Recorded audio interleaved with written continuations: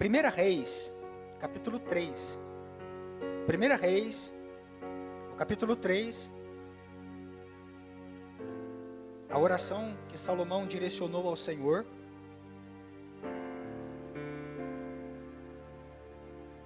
O versículo 9 até o 12, na versão que eu tenho aqui, a versão Ara, 1 Reis, capítulo 3, versículo 9 até o 12, diz assim: Dá, pois, ao teu servo coração compreensível para julgar o teu povo, para que prudentemente discirna entre o bem e o mal, pois quem poderia julgar a este grande povo?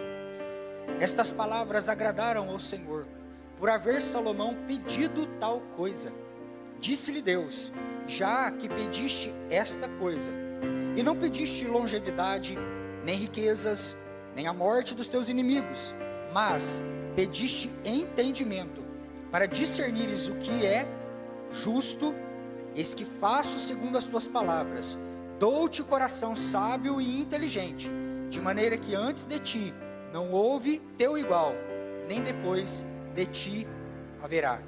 Nem depois de ti o haverá. Aleluia, glória a Deus. Um dos nomes do nosso Pai é Elohim. Elohim, olhando para o Novo Testamento, é chamado de Deus. Então, Deus, Ele é como um precioso diamante, que tem muitas faces. À medida que você olha as faces do nosso Deus, Ele vai se revelando a nós como o Pai, como Jeová, o Senhor das batalhas, Jeová Shalom, o Senhor de toda a paz, Jeová Rafá, o Senhor que cura. Mas quando você está contemplando esse grande diamante, precioso diamante, que é o nosso Deus, você se depara com Elohim, o Deus Criador, o Deus que cria todas as coisas. É como se o nosso Pai tivesse, e aliás Ele tem, muitos sobrenomes, e cada sobrenome do nosso Pai vai revelando uma parte do seu caráter, da sua natureza, de quem Ele é. E a estrutura do nosso Deus onipotente, onisciente, onipresente. Este Deus Criador, este Senhor pleno em poder, Ele é criativo, Ele é soberano sobre a tua vida e sobre toda a terra. Elohim é um Deus que cria onde não existe, que gera onde não existe, para os seus bons propósitos de graça.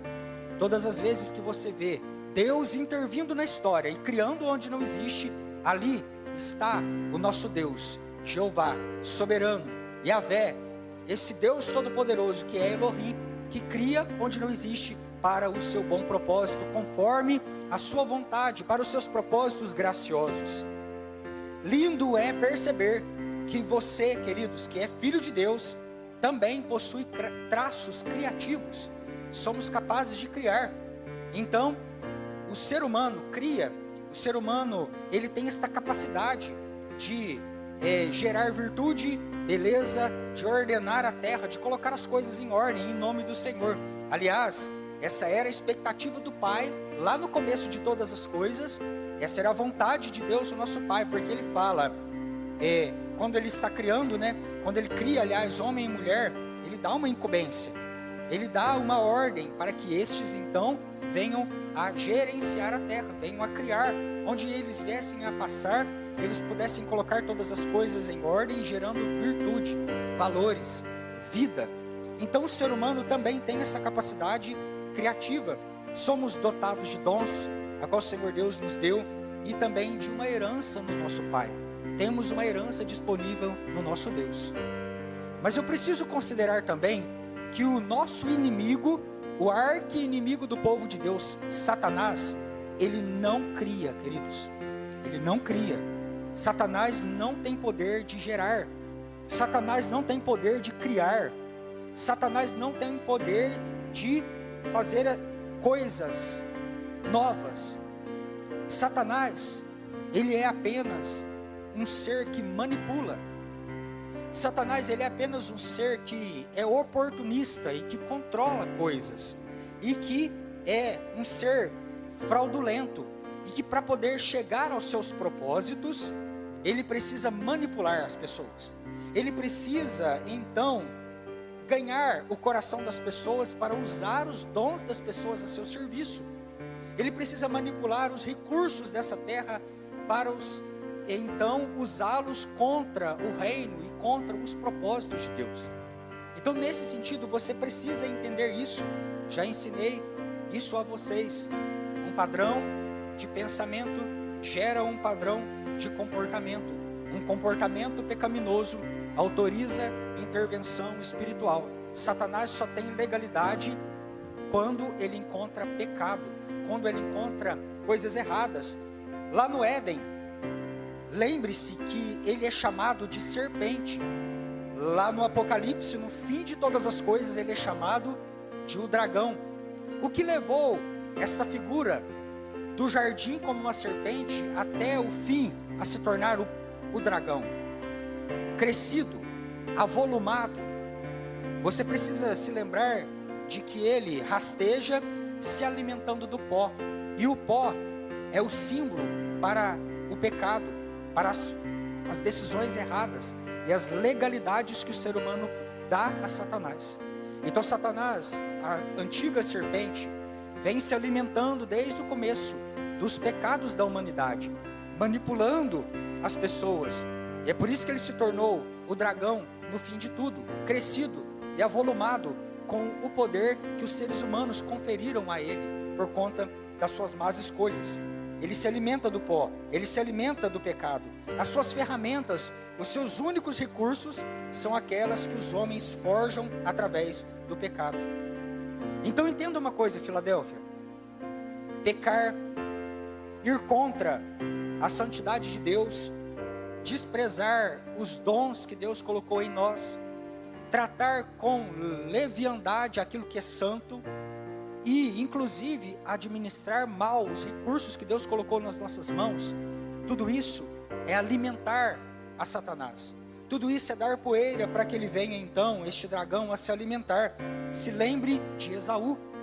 Eu quero fazer menção, da figura de Esaú, que trocou o eterno por uma necessidade terrena. Ali estava Esaú, e de repente ele troca a sua primogenitura, aquilo que é eterno, por uma necessidade, a fome, a intenção do seu ventre. Ele olhou para o seu ventre, para o hedonismo, para a necessidade do momento, a sua fome, e ele abre mão, nesse momento, daquilo que é eterno, daquilo que é duradouro, da herança que o seu pai tinha lhe conferido, em troca de um simples prato, um cozido de lentilhas para matar o apetite do seu ventre. Isso colocou Esaú como este filho rebelde que alimenta os propósitos do maligno. Porque, queridos, onde está o nosso tesouro, ali está o coração do ser humano. O ser humano, ele está apegado, ele tem esse apego a essas coisas e essa inclinação a colocar o seu coração no seu tesouro. Isso é revelador a nós. Isso é revelador. Entenda uma coisa, eu quero chamar a sua atenção para algo que tem acontecido nesse tempo. Neste tempo final da igreja de Cristo Jesus na terra. Nós estamos na marcha final da igreja. Nós estamos caminhando os últimos dias da igreja de Cristo Jesus. E Jesus Cristo tem pressa com seus propósitos. Por isso, nós temos visto Deus equipando a sua igreja com dons, Deus equipando a sua igreja com recursos para fazer avançar a igreja nos seus propósitos, a fim de que o Pai então venha a legar a Cristo as almas que Ele conquistou lá na cruz do Calvário. A Bíblia diz: Ele verá o fruto do seu penoso trabalho na cruz.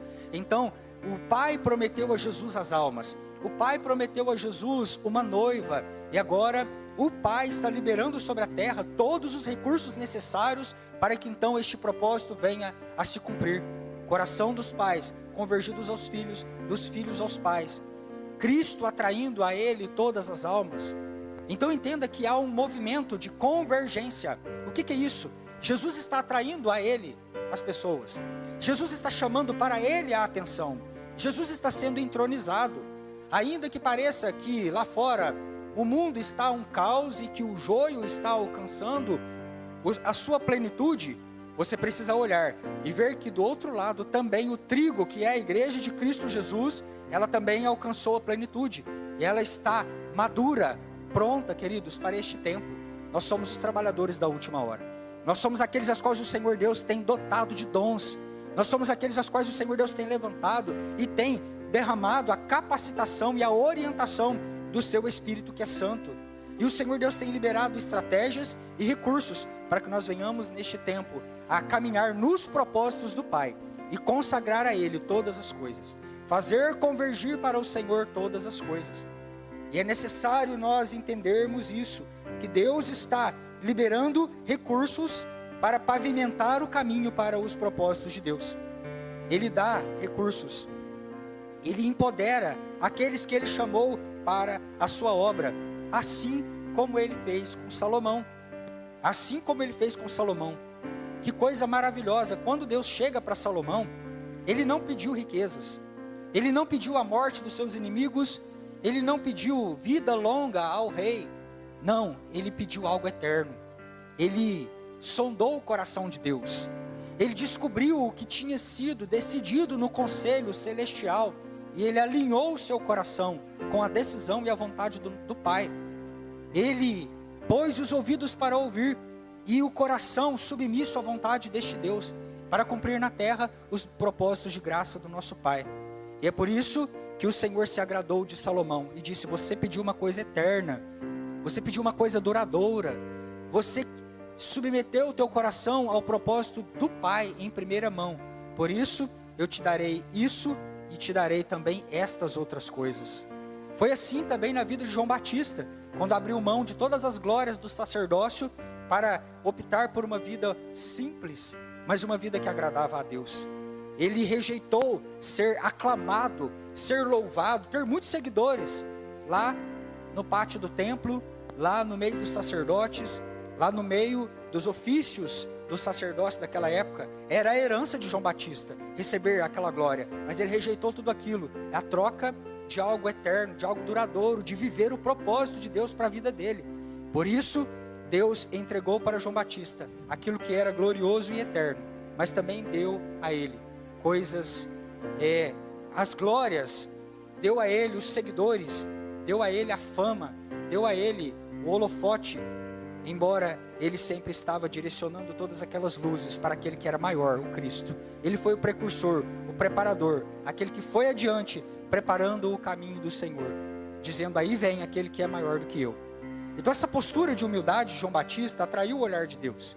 Ele recebeu de Deus algo eterno, recebeu de Deus também aquela graça, aquela capacitação. Aleluia. Nós estamos nos aproximando do retorno de Jesus, a volta de Jesus está muito perto, igreja. E esse temor deve possuir o nosso coração. Um grande poder está disponível à igreja, mas também recursos para que nós venhamos a fazer uma parceria com os propósitos de Deus.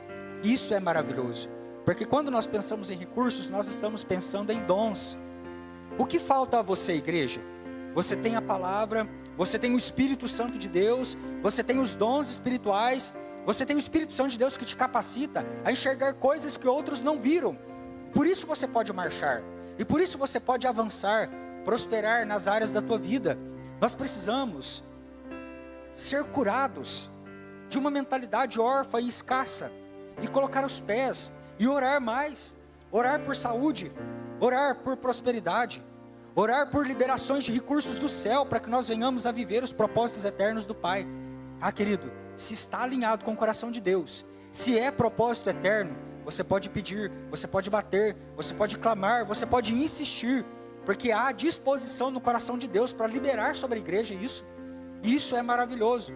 Nós ficamos tão tímidos às vezes, e com medo de chegar pisando em ovos para falar com Deus sobre a saúde.